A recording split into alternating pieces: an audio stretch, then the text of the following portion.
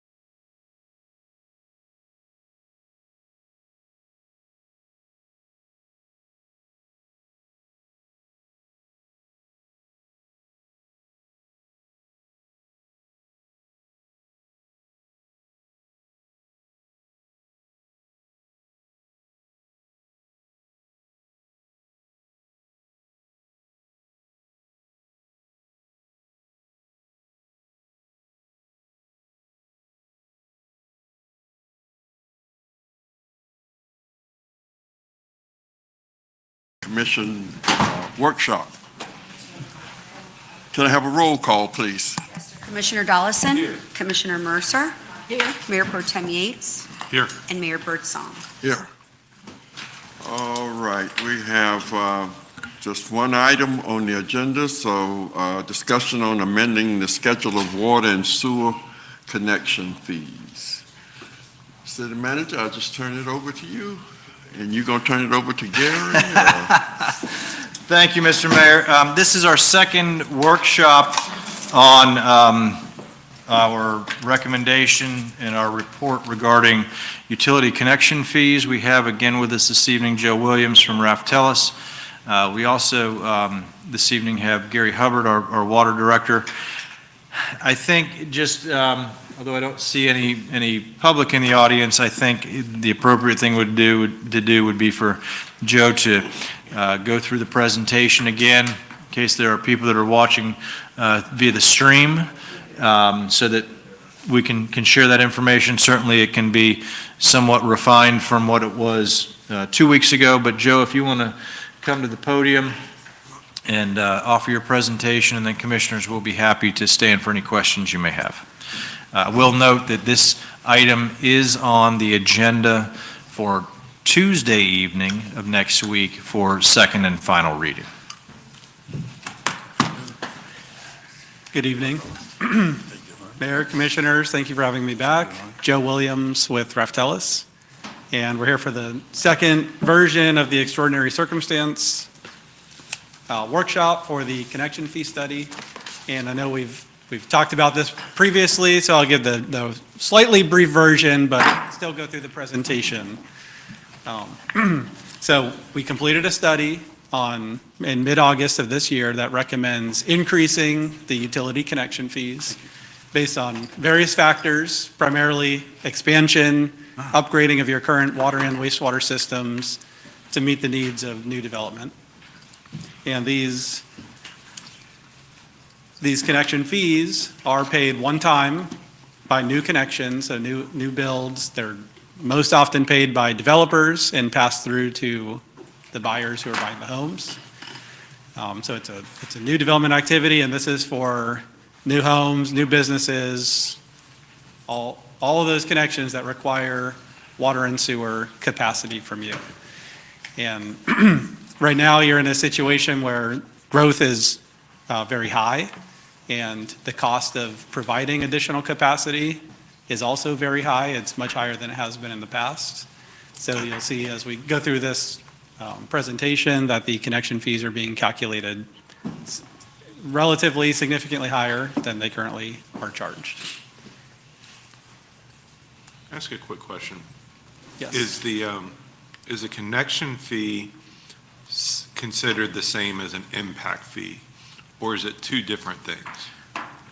I will opine, and then I'll ask the city attorney to opine. They are not the same. However, this workshop that we're doing this evening and the workshop that we did the last time is really a belt and suspenders approach in so much that if somebody ever challenged the fact that a connection fee is an impact fee, we are going through the same process for review as you would for a transportation impact fee or Parks and Recreation impact fee. Impact fees, I guess in the sense of connection fees to impact fees, the basis for them is generally the same in that you're trying to accommodate new growth in the area. You know, we do Parks and Recreation impact fees. You're paying a fee on top of your permits and everything else that is set aside. It's held in a specific fund.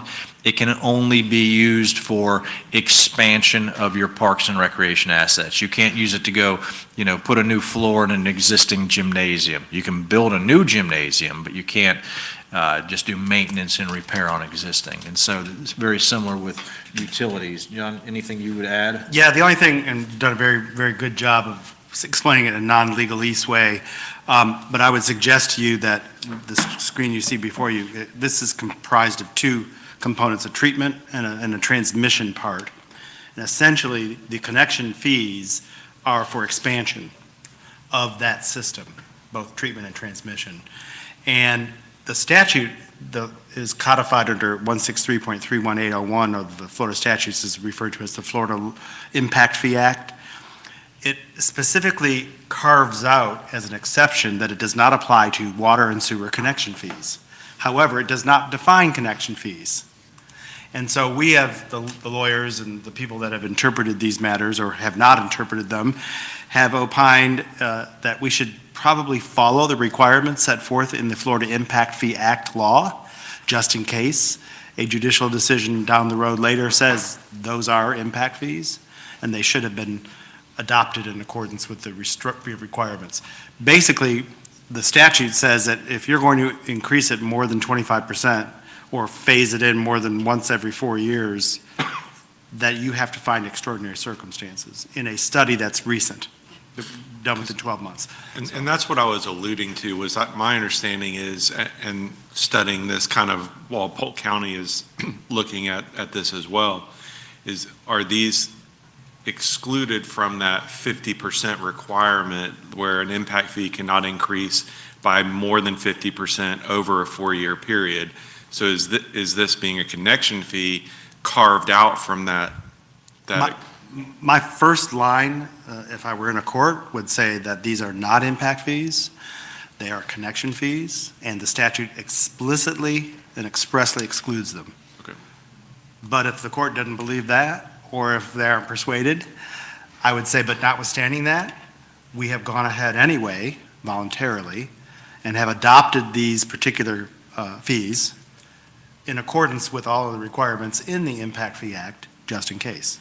With the exception of the, because these are greater than 50%. Extraordinary circumstances are. So we're making that extraordinary circumstance case to Yes, mitigate. we are making the extraordinary, that's why we're having these workshops, so that we focus on the fact that the extraordinary circumstances, the growth rate, costs, you know, just the significant capital improvements that we have to do, those we consider to be extraordinary circumstances, which then take you outside the limitations that are in that. So that's our legal theory anyway. I just wanted to be sure we were legal. And Mayor Pro Tem Yates, I can't speak with any authority on this, but I believe in what I've seen in recent discussions, certainly through the media and others, with the county looking at their impact fees, not their connection fees, but their impact fees, that they are of the same ilk in that the extraordinary circumstances stemming from just, you know, significant growth in the area is justification to go above what the minimum or the maximum typical adjustments could be. So we'll wait and see how that plays out at the end of the day for them, but. Thanks. Yes, sir. So there is no spelling out of those extenuating circumstances per se. Oh, yes, we've in here. spelled it out in the study, and Mr. Williams is relating them to you. He's making the case for that. Yeah. I got it.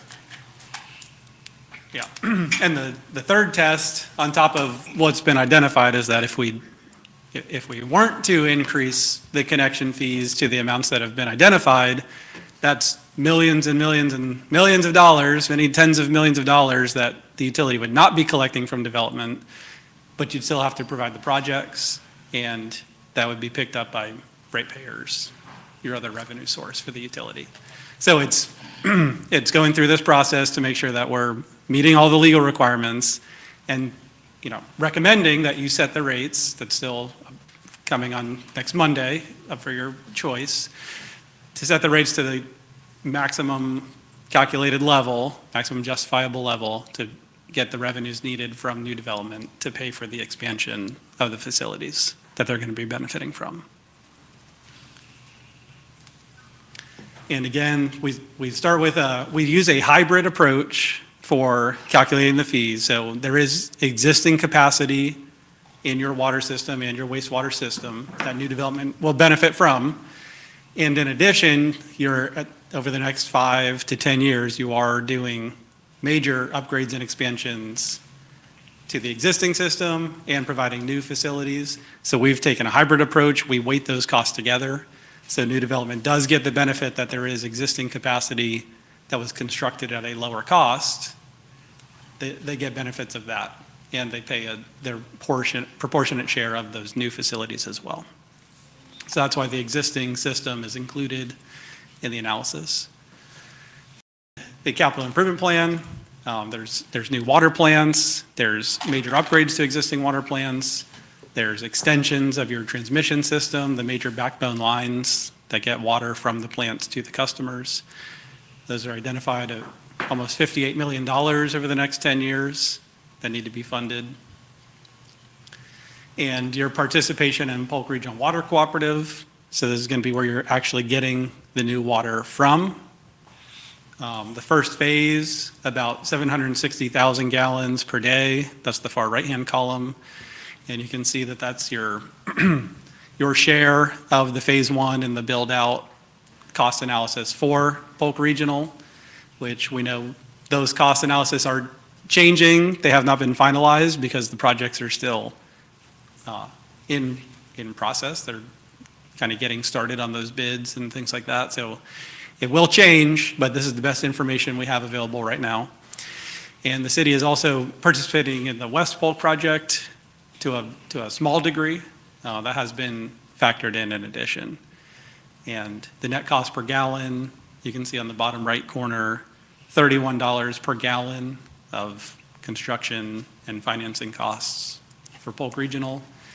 This is significantly higher than anything you've done in the past for your water system.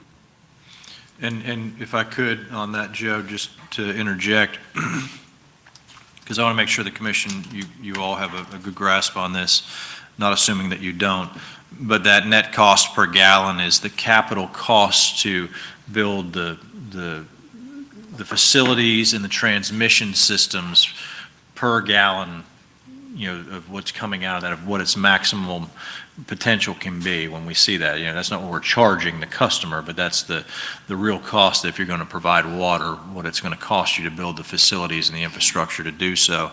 I'd also say that I would expect those numbers to rise significantly. Certainly the longer it takes to build a project, the more cost increase you're going to have, just inflation in general. We see that with our projects. So I think that these costs in this case are very conservative or very low. I think the reality is we're going to see that that net cost per gallon will be significantly higher than that when everything is said and done. Yeah, and it would be prudent once these projects are constructed and final costs are known to come back and update, or, kind of around the times that those plants are nearing completion. So that would probably be 4 or 5 years based on current projections of water being delivered in 2028 timeframe. And the cost on the water side, so this is PRWC, water, but when you think about your connection fees, you have a water connection fee and a sewer connection fee. Certainly in this study, the biggest impact that we have, the biggest need we have at present day is the sewer side. We know that from Plant 3 and need to expand that. But as Joe said, once this project is built out and we know costs truly within that, it may be appropriate to come back and look at connection fees on the water side specifically to offset some of that impact. Yes. And then to get into the calculation, we take each of those different pieces, the existing facilities, and this is a portion of your existing system based on existing capacity available, the PRWC improvements, the other improvements to your existing plants, upgrading, providing additional capacity, line extensions. And we divide it through by the capacity that you charge, and then we have a standardized way of assigning the cost to new units, 275 gallons per day for a new home. And the result is $3,671 for water. And at the end, we'll go through wastewater, and then we'll show you existing proposed for your fees, and then how you compare to others.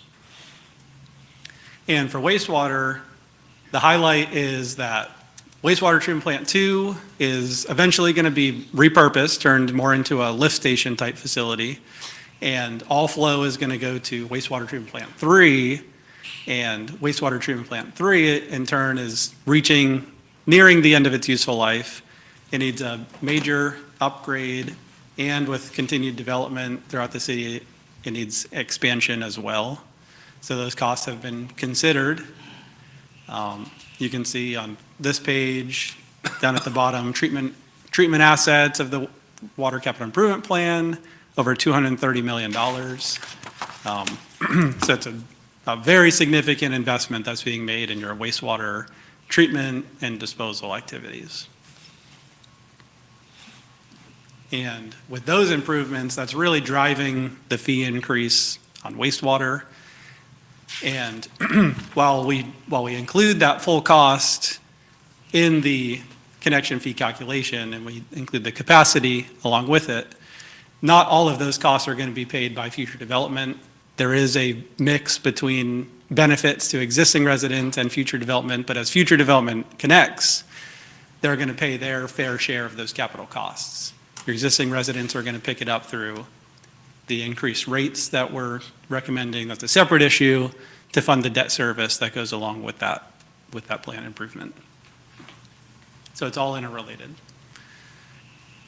And on an existing and calculated fee, you can see your existing fees, $5,866, increasing to $11,846. It's a little bit more than double on a single-family home.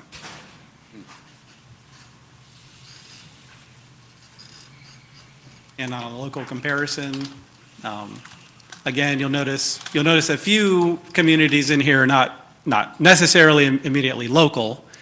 We've added a few that are in a similar situation where they're growing, they're having to expand water, wastewater facilities, and have recently gone through this process. So that would be Groveland, Collier County, Port St. Lucie, Ocoee, Mount Dora. Some of those are not quite in the local comparison that we normally do, but have taken recent actions on connection fees. So you will be going from lower range, lower middle range in the county to definitely upper tier within the county with these actions. And next steps, this coming Tuesday, I believe, September 10th, is the second reading for the connection fee ordinance. And with that, happy to answer any questions or. You back up to to that one right there.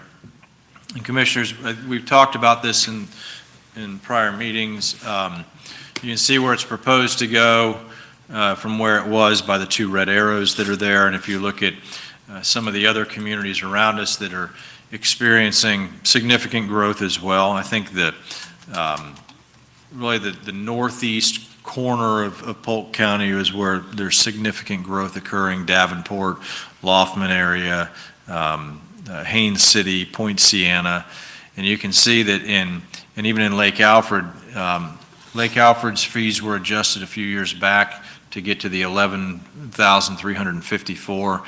Davenport is at $11,660. Joe, do you know when that took effect by chance? Not exactly, but I can find out and have that available for. So these are the reason I point that out is these are fees that were put into play certainly, I'd say, 12 months prior or farther back. And where we're proposing to go is based upon what we're seeing as actual costs for projects today and looking ahead for the next 5 years. It does put the cost of the improvements and the expansion of the system squarely on new development that comes into the area. And in doing so, as I mentioned during our regular city commission meeting, that is one of the ways that we're able to keep our overall user rates low. That we are recommending, separate from this, and it's not part of this discussion, but we are recommending some adjustments to our user rates, but I think it moves us from the very bottom or the second to the bottom in terms of comparison to other cities in Polk County to maybe third from the bottom. So it doesn't really push us high up in there, but part of that is because we're expecting new development to pay for its need to connect to the system and its impact on capacity and future expansion. I think it'd also be safe to say that if you looked at any of these other communities that are on here, and certainly there's a couple of them that show proposed, Lakeland being one of those, I guess it's the only other one that does say proposed. I don't know if they have voted on their fees as of yet, but they're also in the case of going from a fee of just under $3,000 to more than doubling their fee to account for new growth in the area. And certainly they're getting a lot of press as of late on looking at multiple fees and impact fees for development. I say all that just to, I think where we're proposing to go, it does align with trying to put the burden back on new development to pay its fair share of the gate to get in. I don't know that it's going to have any impact on the pace at which growth happens. It could slow it to some degree. Some residents may feel that that's, a positive outcome of this, but I think that, ultimately everybody would feel that if you have new people coming into the system, they should pay their fair share to connect into it. So just wanted to offer that bit of commentary. I'm just wondering if, between now and the meeting, if we could at least find out the municipalities that are in Polk County, if they're under looking at revisions, or if what we are seeing is fixed, and so that we at least, I'd like to just know that, if you can. Absolutely. Okay. Any other questions? Joe, can you follow up on the question that Commissioner Dancer had brought forward about portability? And anything you've been able to find in that regard? I would say, just kind of on a final comment on that, is that the equitability of it, trying to keep track of transferring the capacity from home to home and giving credits to existing residents or offsets, without going into all the details of the administrative challenges and things like that. The capacity really is with the home or the piece of property as opposed to the actual resident. And if we were considering moving it, there may have to be other considerations on the property that was vacated and how the capacity may move with it. And legally, I don't know if that would even be applicable or administrative, could be administrated. So I think there's just enough challenges that from our perspective, it wouldn't be something to pursue, but the city has the ability to do things outside of what we would recommend. So I think that's what I really have to offer without going into great detail.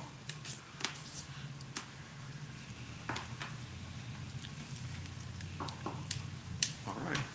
The only other comment I'd make, Mr. Mayor, certainly we'll bring back some information on what other cities are currently engaged in rate studies, and, to the extent that we have access to that information or that are contemplating rate studies.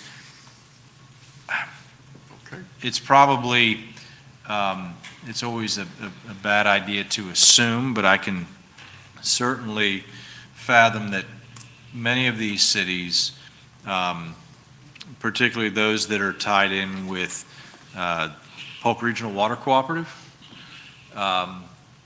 which everyone is we see what final costs will be on some of those projects. May end up having to go back and look at what their connection fees are in response to those costs.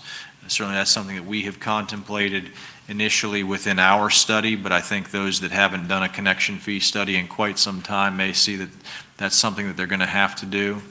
And then I think is we see some of those cities experience more and more growth where they have to expand their infrastructure, they're going to have to look at that as well, because the cost to build this stuff it changes, I won't say daily, but certainly year over year continues to escalate in cost. So, but we will get that information prior to Tuesday evening. Okay, thank you. Any other questions? If not, motion to adjourn. So moved. We stand adjourned. Okay.